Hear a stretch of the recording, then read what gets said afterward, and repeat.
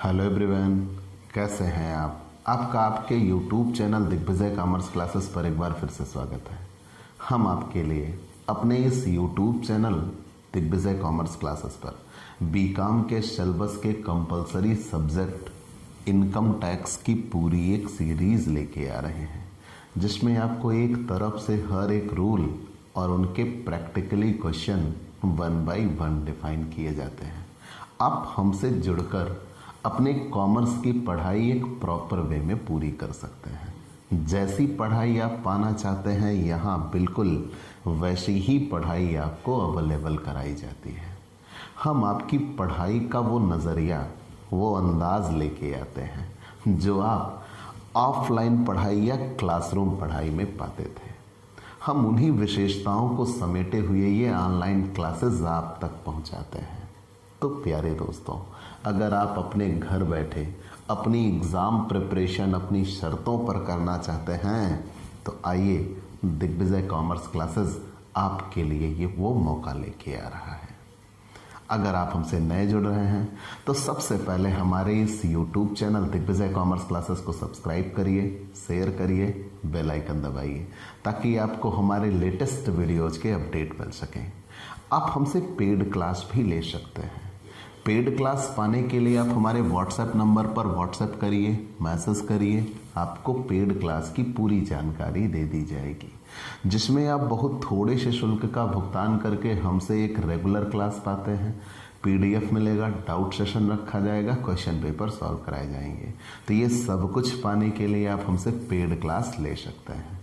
प्यारे दोस्तों, हम आपके लिए अपने इस YouTube channel Digvijay commerce classes पर इनकम टैक्स के सबसे इम्पॉर्टेंट लेसन में से एक कैपिटल गेन, मैंने इसे सबसे इम्पॉर्टेंट लेसन में से एक क्यों कहा? पहली चीज़ तो ये, आय के 5 शीर्षक हैं: वेतन, मकान, व्यवसाय, पूंजी, अन्य। जैसे 5 पांडव हुआ करते थे ना, 5 पांडव में कोई एक अगर ना रहा होता तो वो महाभारत का युद्ध न जीत पाते। ये कड़वा सच है। ठीक, सबकी अपनी अपनी विशेषता थी। बेशक आप कह लीजिए कि अर्जुन और भीम बड़े प्रसिद्ध थे, लेकिन सबका अपना अपना रोल था।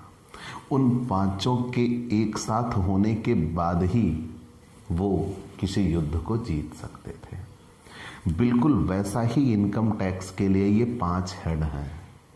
आप किसी एग्ज़ाम में जाइए और आपको इन 5 हेड में से कोई एक हेड अगर आपकी नहीं तैयार, तो आपकी तैयारी अधूरी है।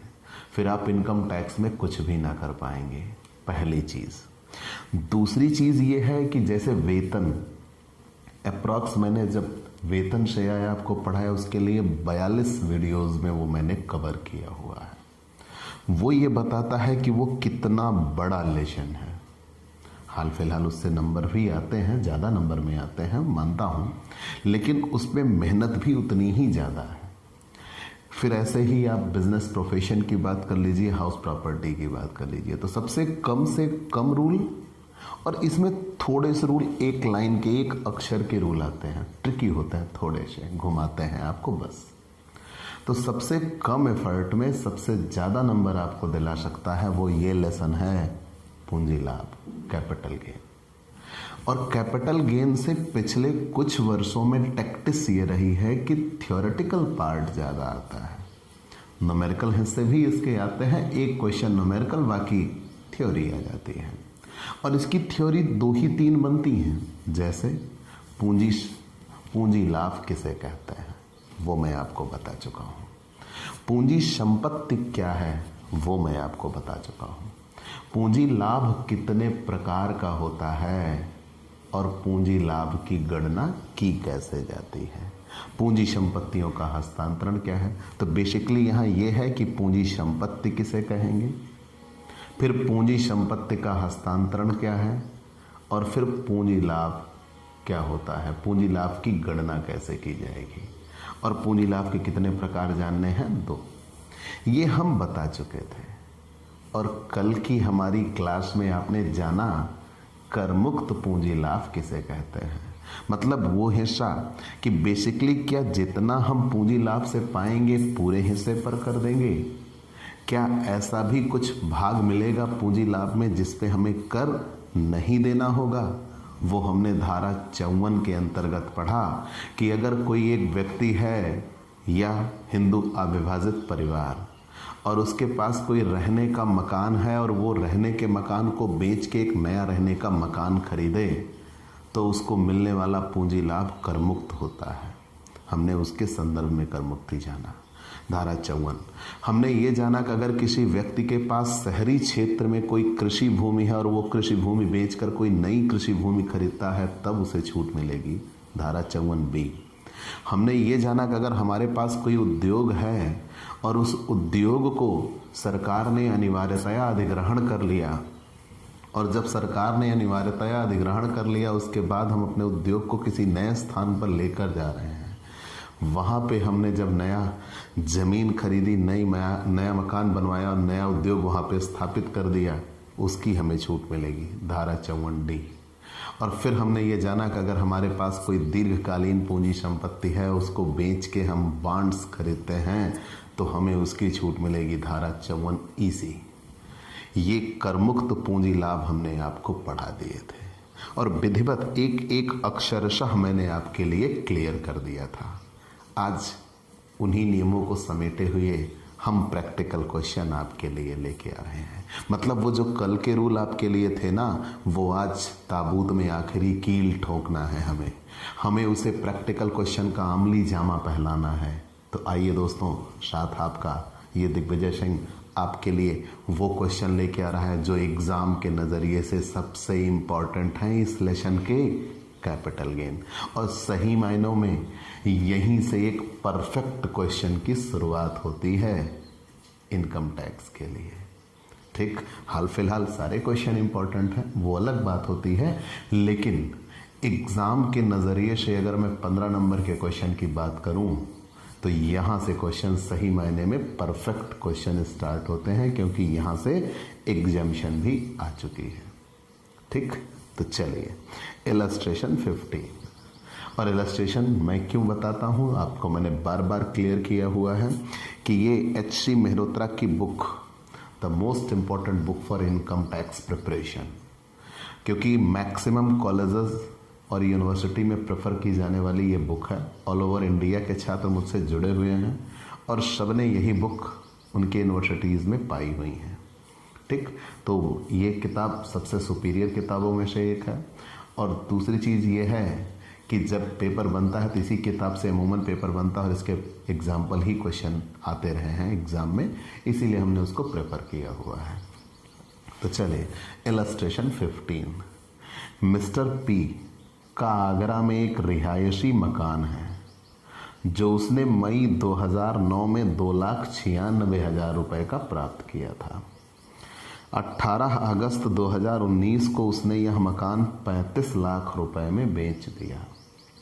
14 फरवरी 2020 को उसने 20 लाख रुपए का एक रिहायशी मकान कानपुर में खरीद लिया। कर निर्धारण वर्ष 2020-21 के लिए कर योग्य पूंजी लाभ की गणना कीजिए। 2009-10 तथा 2019-20 में लागत स्फीति सूचकांक क्रमशः 148 और 289 है।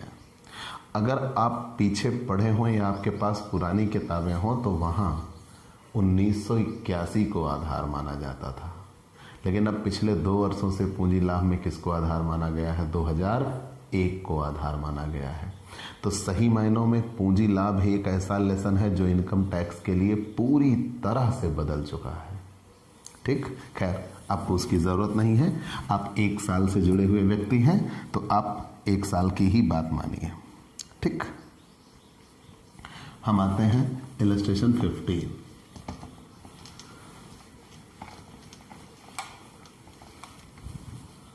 इलस्ट्रेशन 15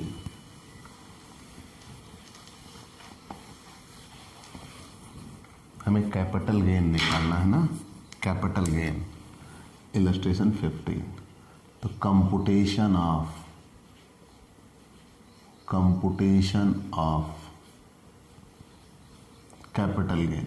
याद रखिएगा यहाँ हम कैपिटल गेन लिखते हैं, यहाँ हमने ये नहीं लिखा कि हम शॉर्ट टर्म कैपिटल गेन निकालेंगे कि लॉन्ग टर्म कैपिटल गेन निकालेंगे। वो सिचुएशन पे डिपेंड करता है, वो क्वेश्चन में जो निकल के आएगा एट द एंड उसे हम लिख देंगे कि शॉर्ट टर्म कैपिटल गेन रहा या लॉन्ग टर्म कैपिटल गेन रहा। ठीक है। For the assessment year 2020 and 2021, ठीक, 2020-2021 के लिए। लेकिन मैंने आपसे ये कहा कि जब भी आपको कैपिटल गेन निकालना, चूंकि यहाँ सूचनाएं वहाँ शुरू होती हैं और यहाँ तक आना होता है, 10-10, 20-20 साल पुरानी सूचनाएं होती हैं, तो हम एक काम करते हैं। मैंने आपसे ये कहा था कि ये मेरा क्वेश्चन लगाने का तरीका है, मेरी प्रैक्टिस है, आपको बेहतर लगे तो आप भी फॉलो कर लीजिएगा। नहीं तो आप क्वेश्चन पढ़ के अगर आप इतने कैपेबल हैं कि हाँ एक एक चीज़ें आप सिस्टमेटिक ढंग से याद रख सकते हैं, तो बिल्कुल कहीं कोई दिक्कत नहीं है। वो बनाना कंपलसरी नहीं है, लेकिन अगर आप वो बना लेते हैं तो आपको कहीं कोई दिक्कत ना होगी, ये मैं जानता हूँ। देखिए, मिस्टर पी का आगरा में एक रिहायशी मकान है, ठीक। तो कोई मिस्टर पी नाम का व्यक्ति है, पी फॉर परेशान नहीं, मिस्टर पी का आगरा में एक रिहायशी मकान है, आगरा में मकान है, ठीक। तो मतलब मिस्टर पी उसके स्वामी हैं। तो मिस्टर पी का आगरा में एक रिहायशी मकान है जो उसने मई 2009 में 2,96,000 रुपये में प्राप्त किया था। मई 2009, तो मई 2009 को हम 2009-10 कहते हैं। 2009-10 में 2,96,000 रुपये में प्राप्त किया था। चलिए, ये चीज़ें तो मिल गई। मिस्टर पी के पास आगरा में एक मकान जो उन्होंने मई 2009 में 2,96,000 रुपये में प्राप्त किया था, और उन्होंने यही मकान 18 अगस्त 2019 को 18 अगस्त 2019 को उन्होंने यही मकान 35 लाख रुपए में बेच दिया। 35 लाख रुपए में बेच दिया, ठीक, 35 लाख रुपए में बेच दिया। चलो, ये भी क्लियर हो गया। कितने साल बाद बेचा? 2009 में खरीदा था, 2019 में बेचा, 10 साल बाद। शॉर्ट टर्म या लॉन्ग टर्म? लॉन्ग टर्म, ठीक। Long term capital gain. तो हमने यहाँ ये कहा है कि जब एक व्यक्ति कोई संपत्ति उसने प्राप्त की थी और 3 साल पूरा होने के पहले पहले अगर बेच देता है तो शॉर्ट टर्म कैपिटल गेन, और 3 साल पूरा होने के बाद बेचता है तो लॉन्ग टर्म कैपिटल गेन। तो यहाँ मिस्टर पी के पास आगरा में एक मकान था, मई 2009 में उन्होंने खरीदा था 2,96,000 में, और यही मकान उन्होंने बेच दिया 2019 में 35 लाख रुपए में। चलिए, मान लिया।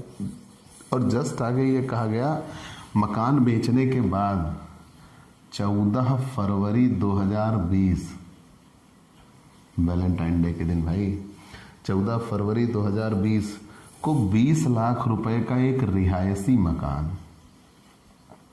20 लाख रुपए का एक नया मकान खरीद लिया। एक नया मकान खरीद लिया, एक नया मकान खरीद लिया। चलिए, ये भी हमने बता दिया। कर निर्धारण वर्ष 2021 के लिए पूंजी लाभों की गणना कीजिए। 2019-20 में इसकी सूचकांक 289 है, और 2009-10 में इन्होंने कहा है कितने था? 148। चलिए, हमने ये जान लिया। तो पूरी सूचना मैंने लिख दी। मिस्टर पी आगरा में एक मकान संपत्ति के स्वामी हैं। मई 2009 में उन्होंने एक मकान खरीदा था 2,96,000 रुपये का। वही मकान आके उन्होंने 18 अगस्त 2019 को बेच दिया। जब वही मकान उन्होंने 18 अगस्त 2019 को बेच दिया 35 लाख रुपए में 10 साल बाद, तो लॉन्ग टर्म कैपिटल गेन हुआ। और फिर जब मकान बेच दिया तो उन्होंने उसी पूंजी लाभ से एक नया मकान खरीद लिया है। तो क्या उन्हें छूट मिलेगी? क्या उन परिस्थितियों को ये पूरा करते हैं? आइए हम प्रैक्टिकल क्वेश्चन में जानते हैं। तो सबसे पहले मकान बेचा जाएगा तभी तो पूंजी लाभ होगा। यहाँ मकान खरीदा था, हमें उससे मतलब नहीं, हमारे गत वर्ष में क्या हुआ आप उससे मतलब रखिएगा, मतलब 2019-20 में। तो सबसे पहले हमारे गत वर्ष में मकान बेचा गया, सेल प्रोसीड, सेल प्रोसीड कितने रुपए में मकान बेच दिया?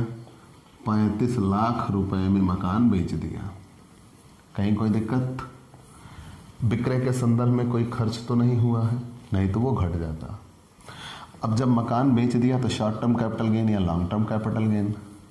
लॉन्ग टर्म कैपिटल गेन, क्योंकि 10 साल बाद बेचा है।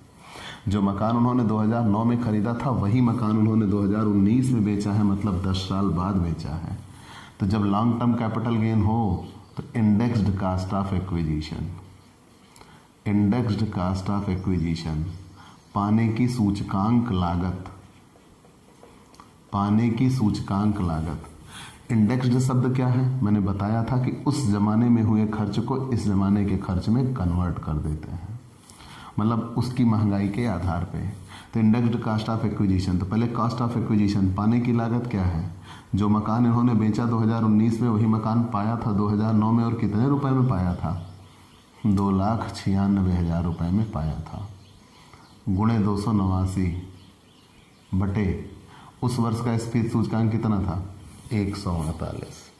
जब इसको हम सॉल्व करेंगे तो ये निकल के आएगा 5,78,000 रुपये। चलिए हमने इसको घटा दिया। अब ये बचा 29,22,000 रुपये, 29,22,000 रुपये बचा, और ये लॉन्ग टर्म कैपिटल गेन था। ये आप इसे बैलेंस भी कह सकते हो, कहीं कोई दिक्कत नहीं। लॉन्ग टर्म कैपिटल गेन था। अब इतना तो हमने मान लिया। अब अगर हमने ये मान लिया कि हम चाहें तो यहाँ शीर्षक में computation of taxable capital gain लिख सकते हैं, वो ज़्यादा बेहतर, ज़्यादा सुपीरियर हो जाएगा। तो हम यहाँ लिख देंगे क्या? Computation of taxable capital gain,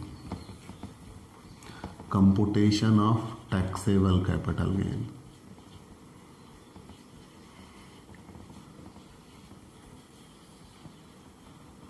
चलिए हमने यहाँ ये बताया कि सबसे पहले सेल प्रोसीड 35 लाख रुपए में बेचा। जब 35 लाख रुपए में बेचा तो less indexed cost of acquisition, प्राप्त करने की सूचकांक लागत।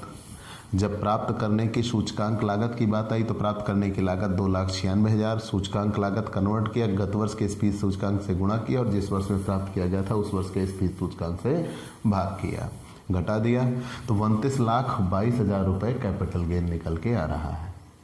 इसी पे टैक्स देना पड़ जाता।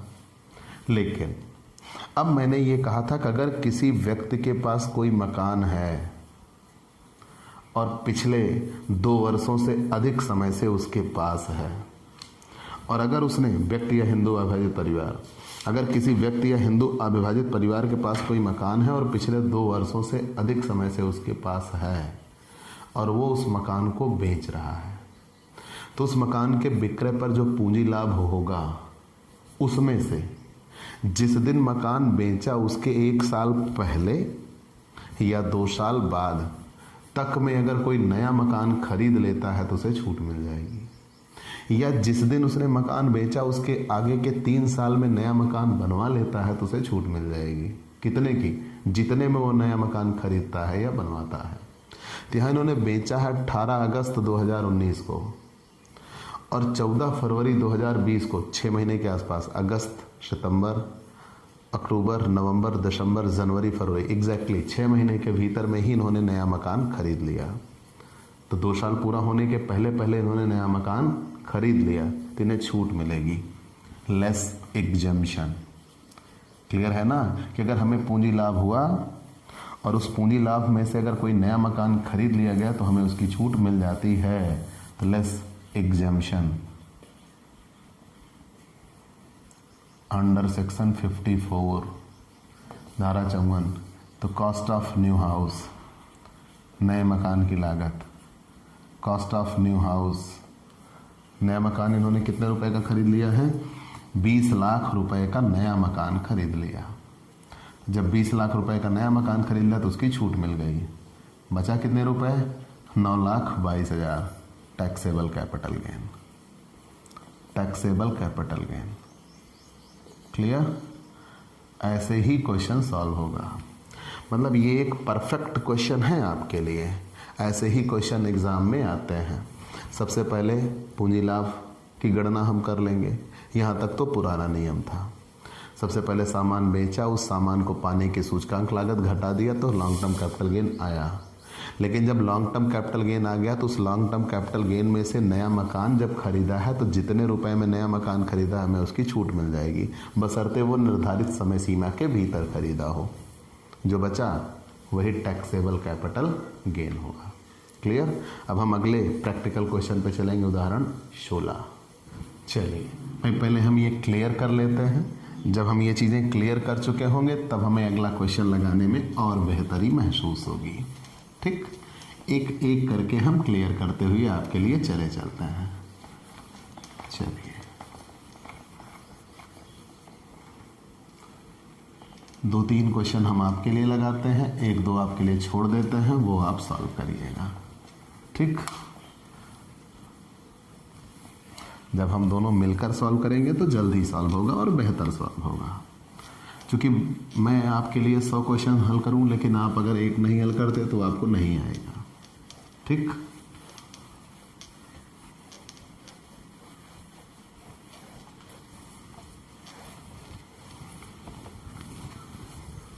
चलिए हम आ रहे हैं इलस्ट्रेशन 16। देखिएगा, मिस्टर राम एक मकान में रह रहा था जो उसने 2001-2 में 4 लाख रुपए का खरीदा था।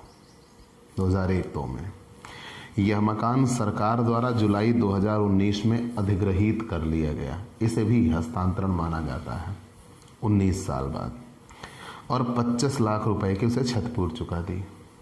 चलिए बढ़िया है। उसने फरवरी 2019 में ही एक रिहायशी मकान 15 लाख रुपए में खरीदा, थोड़े समय पहले ही। 70,000 रुपये की उसे अतिरिक्त क्षतिपूर्ति की राशि मार्च 2021 में दी गई। फिर आगे कह रहे हैं, यदि यह नया रिहायशी मकान अक्टूबर 2020 में 16 लाख रुपए का बेच देता है तो कर निर्धारण वर्ष 2021 तथा 21-22 के लिए कर योग्य पूंजी लाभ की गणना कीजिए।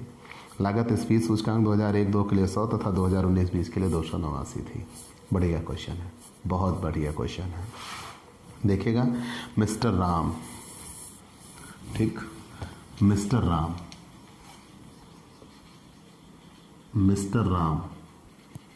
ठीक, तो मिस्टर राम के पास एक रिहायशी मकान है जो उन्होंने 2001-2 में उन्होंने ये मकान 4 लाख रुपए में खरीदा था।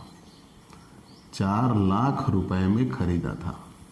तो पूरी बात ये बनी, मिस्टर राम के पास एक रिहायशी मकान है जो इन्होंने 2001-2 में 4 लाख रुपए में खरीदा था। यही मकान जुलाई 2019 में मतलब हम 2019-20 कहेंगे, जुलाई 2019 में गवर्नमेंट ने इनसे ले लिया और कितने रुपए इनको कंपनसेशन दे दी? 25 लाख रुपए की इनको कंपनसेशन दे दी। जुलाई 2019 में गवर्नमेंट ने इनसे ले लिया और 25 लाख रुपए की इनको कंपनसेशन दे दिया। चलिए ये भी ठीक रहा। फिर आगे ये उसी समय, ये जुलाई 2019 की बात है, लेकिन उसके कुछ दिन पहले ही फरवरी 2019 में ये एक नया मकान खरीद चुके हैं। फरवरी 2019 में एक नया मकान खरीद चुके हैं, और वो भी कितने रुपए में? 15 लाख रुपए में एक नया मकान ऑलरेडी ये खरीद चुके हैं। चलिए ये भी ठीक रहा। क्या कहानी कही गई? मिस्टर राम के पास 2001-2 में एक मकान 4 लाख रुपए में इन्होंने मकान बनवाया, और उनका यही मकान सरकार ने जुलाई 2019 में अधिग्रहित कर लिया। जब उनका यही मकान सरकार ने जुलाई 2019 में अधिग्रहित कर लिया और फरवरी 2019 में ही ये ऑलरेडी एक नया मकान पहले से खरीद चुके हैं 15 लाख रुपए के। लेकिन आगे ये कहा गया है, यदि ये नया मकान अक्टूबर 2020 में बेच दिया जाए तो, जो नया मकान खरीदा था अक्टूबर 2020 में इसे भी बेच दिया, और वो भी कितने रुपए में बेच दिया? नया मकान 15 लाख रुपए में जो खरीदा था वो 16 लाख रुपए में बेच दिया। 16 लाख रुपए में बेच दिया। 16 लाख रुपए में बेच दिया, और इन्हें 2020 अक्टूबर 2020 में। लेकिन आगे ये कहा गया कि उन्हें एक अतिरिक्त क्षतिपूर्ति मिली है मार्च 2021 में। मार्च 2021 में एडिशनल कंपनसेशन मिला, वो भी कितने रुपए की? 70,000 रुपए की अतिरिक्त क्षतिपूर्ति मिली है। अतिरिक्त क्षतिपूर्ति मिली है 70,000 रुपए की। लागत या पूंजी लाभ की गणना कीजिए। यहाँ स्फीत सूचकांक 289 दिया गया और यहाँ स्फीत सूचकांक 100। हल करिए। पूरी बातें क्लियर हुई? ध्यान दीजिएगा, मिस्टर राम के पास 2001-2 में एक मकान 4 लाख रुपए का था। वही मकान जुलाई 2019 में सरकार इनसे ले लेती है और इनको कंपनसेशन कितना देती है? 25 लाख रुपए। मतलब पूंजी लाभ बना। और उसके कुछ समय पहले ही जुलाई में इनसे मकान लिया गया और फरवरी में ही 5 महीने पहले ही इन्होंने एक नया मकान ऑलरेडी खरीद लिया था 15 लाख रुपए का। छूट मिलेगी ना? बिल्कुल मिलेगी। तो 15 लाख रुपए की ये छूट पाएंगे। जो नया मकान इन्होंने खरीदा था उसकी इन्हें छूट मिल जाएगी। लेकिन फिर आगे कह रहे हैं यही नया मकान वो अक्टूबर 2020 में बेच देते हैं। तो हमने नियम पढ़ाया है, अगर आपने कोई नया मकान खरीदा तो जिस दिन आपने पुराना मकान बेचा उसके 1 साल पीछे या 2 साल आगे तक में नया मकान खरीदा तो छूट मिलेगी। तो इन्होंने छूट पाई। लेकिन अगर वो नया मकान 3 साल पूरा होने के पहले पहले बेच देते हो तो मिलने वाली छूट रद्द हो जाती है। पूरी बात याद आई? फिर से जान लीजिए। अगर किसी व्यक्ति के पास कोई मकान है और वो मकान बेच देता है या सरकार उससे ले लेती है तो उसको पूंजी लाभ होगा। और जब उसको पूंजी लाभ होगा तो जिस दिन वो विक्रय या हस्तांतरण हुआ उसके पीछे के 1 साल या आगे के 2 साल में अगर वो नया मकान खरीद लेता है तो उसे छूट मिलेगी।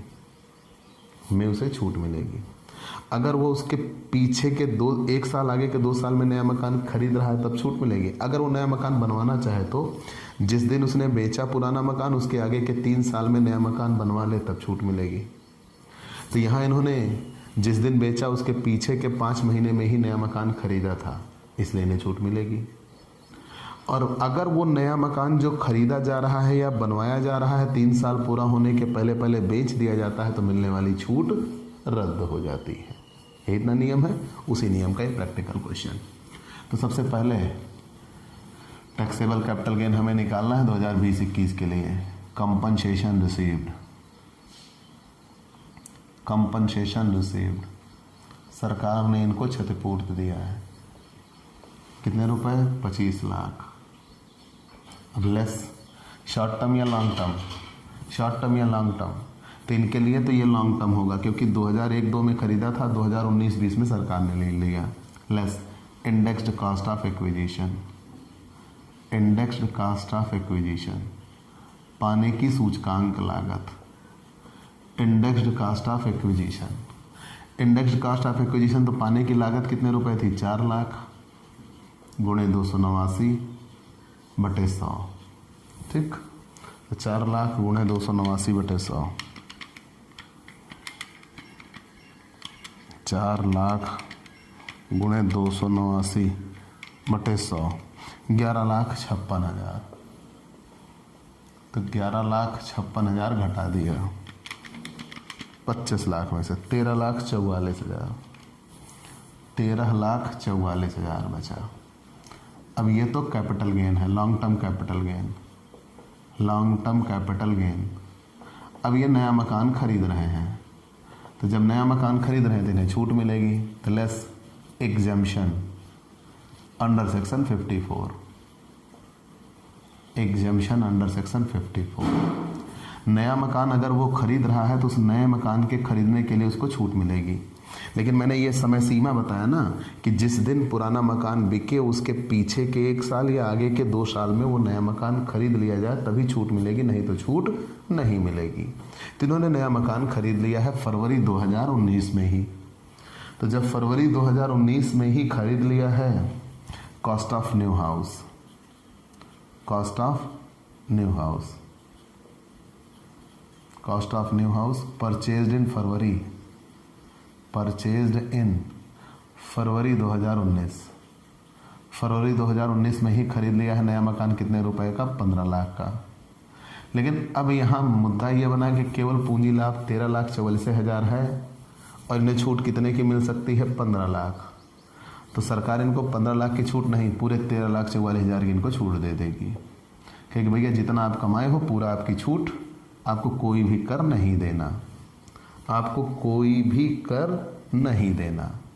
ठीक, चलिए हमने मान लिया, क्योंकि इनके लिए कोई भी कैपिटल गेन नहीं हुआ, कोई भी कैपिटल गेन नहीं बना, टैक्सेबल कैपिटल गेन। यहाँ तक तो कहीं कोई दिक्कत ना हुई। अगर यहाँ तक कहीं कोई दिक्कत हुई हो तो आप बिल्कुल बेझिझक हमसे पूछ लेंगे। तो मैंने यहाँ ये कहा भाई आप जितना कमाते हो, यहाँ इनका 13,44,000 बचा था और ये 15 लाख तक छूट पाने के अधिकारी हैं, तो सरकार ये कहेगी जितना आपने कमाया है पूरे की आपको छूट मिल गई, आपको कोई टैक्स नहीं मिलेगा, कोई टैक्स नहीं देना।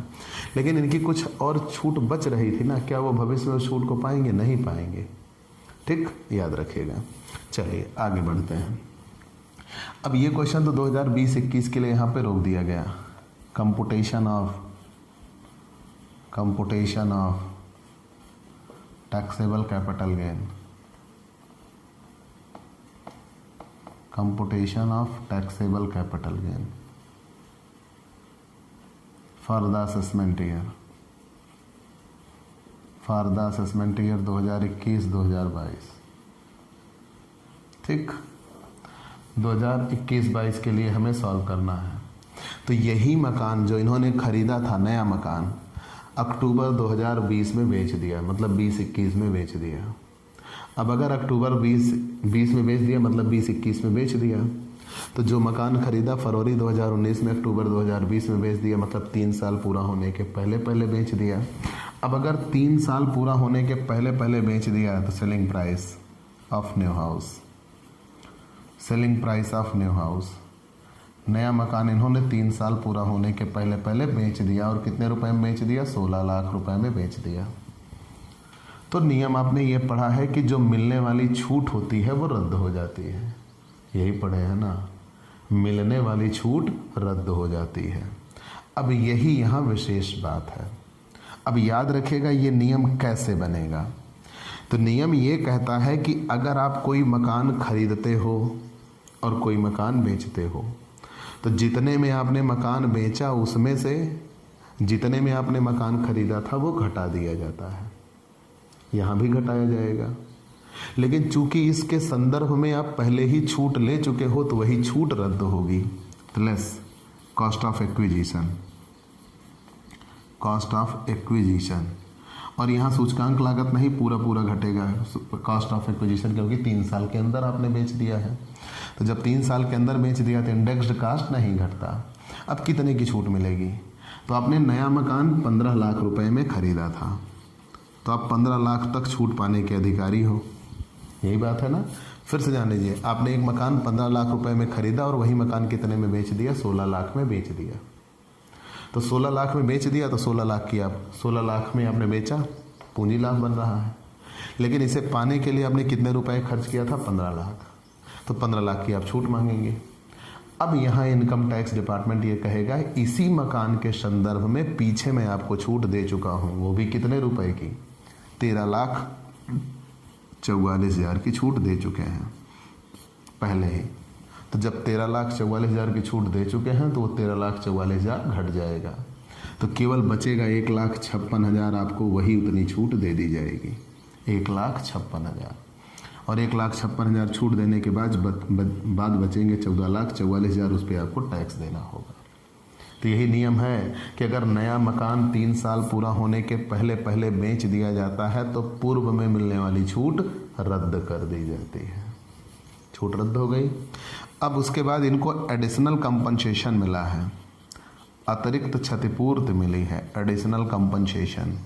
तो एडिशनल कंपनसेशन भी जोड़ दिया जाएगा। कितने रुपए की अतिरिक्त क्षतिपूर्ति मिली है? 70,000 रुपए की। दिया जाएगा 15,14,000 रुपए। Taxable capital gain. ठीक, इलस्ट्रेशन 16 था ये। आइए हम इलस्ट्रेशन 17 पे चलते हैं।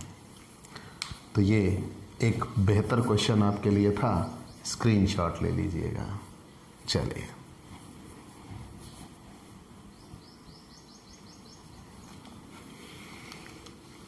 ये 2 टुकड़ों में सॉल्व करना था। एक पुराना मकान बेचा, नया मकान खरीदा, फिर से नया मकान बेचा और कंपनसेशन पाया। मतलब कई चीज़ें क्वेश्चन में दिया हुआ था। ठीक, मतलब एक परफेक्ट क्वेश्चन आपके लिए था।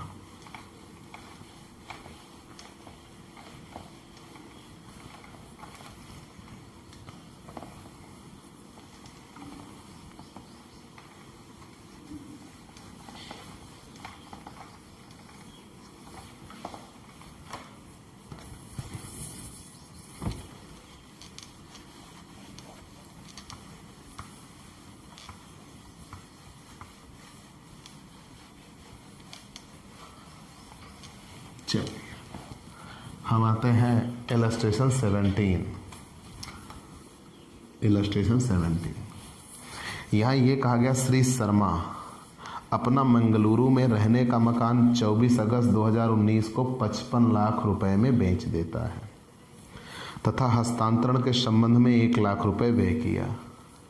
ये विक्रय व्यय है, विक्रय व्यय घट जाते हैं, सीधी सी बात है। 1998 में उसकी प्राप्त करने की लागत 1,80,000 रुपये थी। 98 में पाया, 2001 के पहले।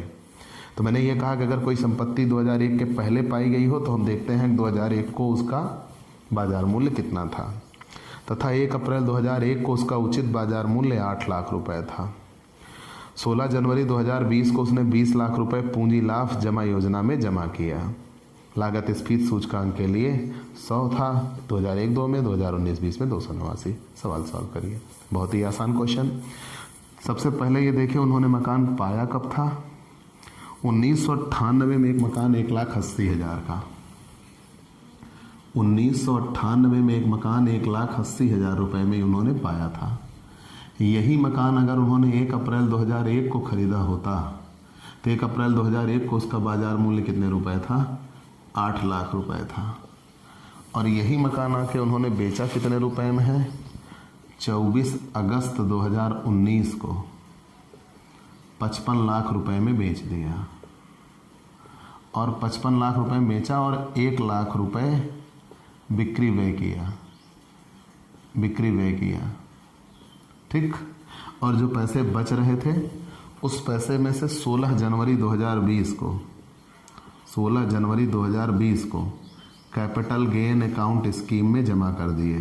वो भी कितने रुपए? 20 लाख रुपए। ठीक, आइए क्वेश्चन सॉल्व करता है।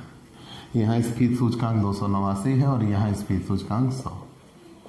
ठीक, तो यहाँ ये कहा गया कि श्री शर्मा अपना मंगलुरु में रहने का एक मकान उन्होंने बनवाया, वो भी कब? 98 में 1,80,000 का। यही मकान अगर 1 अप्रैल 2001 को इन्होंने बनवाया होता या पाया होता तो उसका बाजार मूल्य कितने रुपए दिखा रहा है? 8 लाख। तो मैंने आपको नियम बताया है, अगर कोई संपत्ति 2001 के पहले खरीदी गई या बनवाई गई हो तो जितने में खरीदा या बनवाया अथवा 2001 को उसकी लागत, बाजार मूल्य, दोनों में जो ज़्यादा होता है वो उसकी प्राप्त करने की लागत कही जाएगी।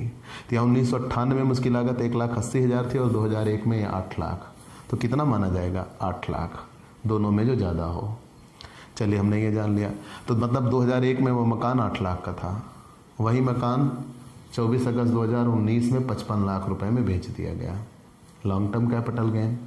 और लॉन्ग टर्म कैपिटल गेन जब हुआ तो 1 लाख रुपए बिक्री व्यय हुआ, वो तो घटा देंगे। और जो पैसे बचे हैं वो कैपिटल गेन अकाउंट स्कीम में इन्होंने जमा कर दिया है। तो आइए देखते हैं। ठीक, सबसे पहले सेल प्रोसीड, इन्होंने मकान बेचा। सेल प्रोसीड कितने रुपए में मकान बेचा? 55 लाख रुपए में।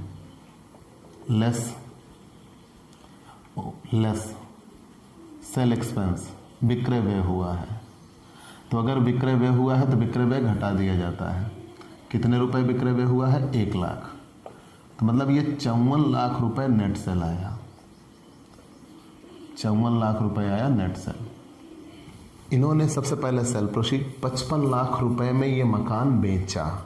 जो मकान इन्होंने खरीदा था 1998 में, वही मकान 2019 में इन्होंने बेच दिया 55 लाख रुपए में। चलिए एक चीज़ को हमने मान लिया। और मकान विक्रय के संदर्भ में इन्होंने 1 लाख रुपए का खर्च किया। वो भी 1 लाख रुपए घट गए। तो मतलब सही मायनों में इनकी शुद्ध बिक्री जो रही वो कितने रुपए की रही? 54 लाख रुपए की रही। याद रखिएगा, अगर क्रय के संबंध में कोई खर्च करते हैं तो वो क्रय लागत में जुड़ जाता है, और अगर विक्रय के संदर्भ में कोई खर्च करते हैं तो वो विक्रय में से घट जाता है। ये बात विशेष रूप से याद रखिएगा।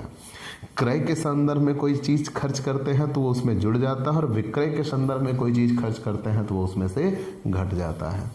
तो सेल प्रोसीड 55 लाख रुपए में मकान बेचा, विक्रय के संदर्भ में 1 लाख रुपए व्यय हुआ, वो घट गया। तो मतलब सही बिक्री, शुद्ध बिक्री 54 lakh.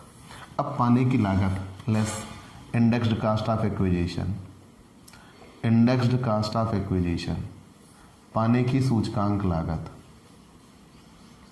Indexed cost of acquisition. अब पाने की लागत क्या है? तो इन्होंने मकान पाया था 1998 में 1,80,000 का, और 2001 में उसकी वैल्यू है 8 लाख रुपए। दोनों में ज़्यादा कौन? मैंने कहा है ना, अगर कोई संपत्ति 2001 के पहले पाई गई हो तो 2001 को उसका बाजार मूल्य देखिए, और दोनों में जो ज़्यादा हो क्वेश्चन उस पर सॉल्व करिए। तो 2001 में उसकी वैल्यू थी 8 लाख, तो वो मानी जाएगी ज़्यादा थी। 8 लाख गुणे 289 और बटे 100। चलिए हम इसे सॉल्व कर लेते हैं। 8 लाख गुणे 289 बटे 100, 23,12,000, 23,12,000। ठीक, 54 लाख में से घट जाएगा, 30,88,000 बच रहा है, 30,88,000 बच रहा है। अब ये तो है लॉन्ग टर्म कैपिटल गेन, इस पे इन्हें टैक्स देना पड़ जाएगा। लेकिन मुद्दा यह है कि अगर इन्होंने मकान बेचा तो जिस दिन मकान बेचा उसके पीछे के 1 साल या आगे के 2 साल में नया मकान बनवा लें, तब इन्हें छूट मिल जाएगी। इन्होंने नहीं मकान खरीदा, मकान खरीद लें। जिस दिन इन्होंने मकान बेचा उसके पीछे के 1 साल या आगे के 2 साल में नया मकान खरीद लें, इन्होंने नहीं खरीदा। जिस दिन इन्होंने मकान बेचा उसके आगे के 3 साल में नया मकान ये बनवा लें, तब छूट मिल जाएगी, इन्होंने नहीं किया। तो गत वर्ष की समाप्ति होने तक, मतलब आय की विवरणी जमा होने तक, अगर इनके पास पैसे बचे हैं तो उस पैसे को ये कैपिटल गेन अकाउंट स्कीम में जमा कर दें, तब इन्हें छूट मिल जाती है। एग्जम्पशन अंडर सेक्शन 54 ही कहा जाता है। धारा 54 में ये कहा गया है कि अगर इनके पास कुछ पैसे बच रहे हैं तो deposit in capital gain account scheme, deposit in capital gain account scheme 1988, पूंजी लाभ खाता योजना 1988 के अंतर्गत अगर ये जमा कर देते हैं तो इन्हें छूट मिल जाएगी। और इन्होंने कितने रुपए जमा कर दिया? 16 जनवरी 2020 को ही जमा कर दिया, मतलब निर्धारित समय में जमा कर दिया है। कितने रुपए? 20 लाख। तो इन्हें उस 20 लाख रुपए की छूट मिल जाएगी। ठीक, तो बचा कितने रुपए? 10,88,000। इस पे ही उन्हें टैक्स देना होगा, taxable capital gain, taxable capital gain. ऐसे ही क्वेश्चन सॉल्व होंगे। ठीक, तो याद रखिएगा, अगर क्रय के संदर्भ में कोई खर्च किया जाता है तो जोड़ देते हैं, और अगर विक्रय के संदर्भ में कोई खर्च किया जाता है तो घटा देते हैं। ठीक, चलिए हमने ये सारी चीज़ें आपको बता दिया। तो आप अगला क्वेश्चन सॉल्व करिएगा, ज़रूर लग जाएगा, प्रैक्टिस करिएगा, नहीं लगता तो हम अगले दिन बताएंगे। तो प्यारे दोस्तों, आपको ये क्लास कैसी लगी हमें ज़रूर बताइएगा। आपके लाइक और कमेंट का इंतज़ार रहेगा। आप हमसे पेड क्लास भी ले सकते हैं, और पेड क्लास पाने के लिए आप हमारे व्हाट्सएप नंबर पर व्हाट्सएप करिए, मैसेज करिए, आपको पेड क्लास की पूरी जानकारी दे दी जाएगी, जिसमें आप बहुत थोड़े से शुल्क का भुगतान करके हमसे एक रेगुलर क्लास पाते हैं। पीडीएफ मिलेगा, डाउट सेशन रखा जाएगा, क्वेश्चन पेपर सॉल्व कराए जाएंगे।